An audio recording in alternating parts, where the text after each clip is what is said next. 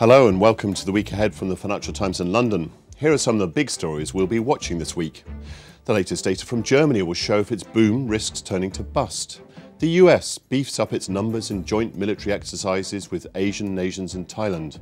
Coca-Cola and Pepsi results will reveal the pressure on sugary fizzy drinks makers. And the official campaign starts in Hungary's election, which is likely to see a further swing to the right. Germany publishes this week its first estimate of growth in the last quarter of 2017, and it's expected to show the Eurozone economy's powerhouse ended the year on a high note. Exporters have benefited from global recovery, and with a low number out of work, Germans are hitting the shops. Also out on Wednesday is inflation data for January, which, despite the strength of the economy, is expected to show that price pressures are yet to erupt. Claire Jones has this analysis. The GDP figures that are coming out for Germany this week will almost certainly confirm that 2017 was a really strong year for the Eurozone's largest economy. Indeed, growth has been so strong here that people are now concerned that the boom risks turning into a bust. So, is there a chance of a sharp downturn anytime soon?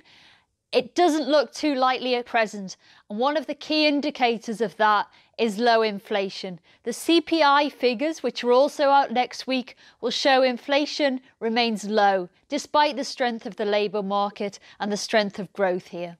We'll also be seeing quarterly GDP figures for Japan this week, expected to show further steady growth as exports and rising business investment counter weak domestic demand.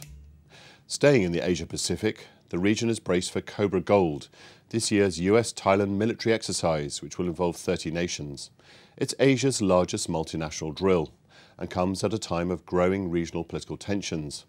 This year, the US has chosen to send 6,800 personnel for the 10 days of exercises, twice the number last year.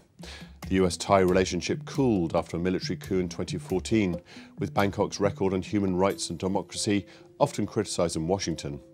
But the relationship has improved of late under President Donald Trump, who hosted the Thai junta leader Prayuth Chan-o-cha at the White House last year. Coca-Cola and PepsiCo report earnings this week, providing an update on the state of the fizzy drinks business. Both companies have recently made new efforts to attract millennial shoppers and to move away from sugary beverages, which have seen flat sales in recent years as people seek healthier options.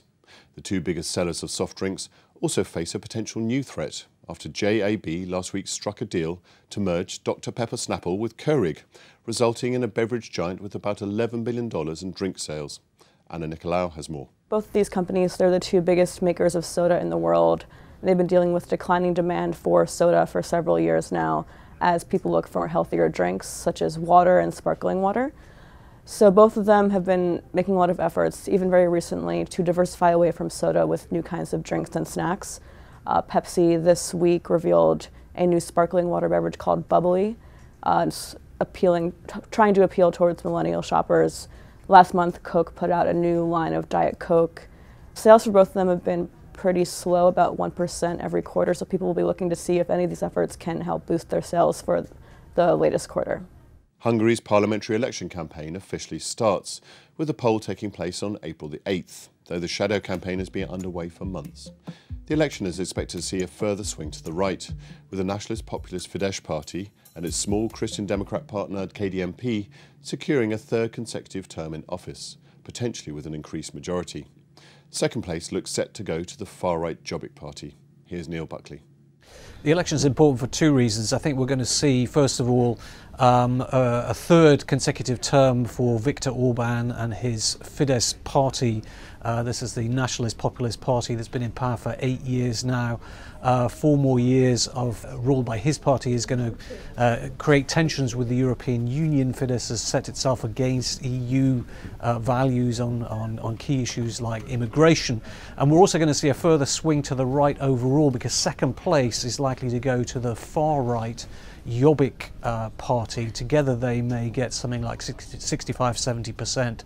So a serious swing to the right in an EU member nation. And that's what the week ahead looks like from the Financial Times in London. Goodbye.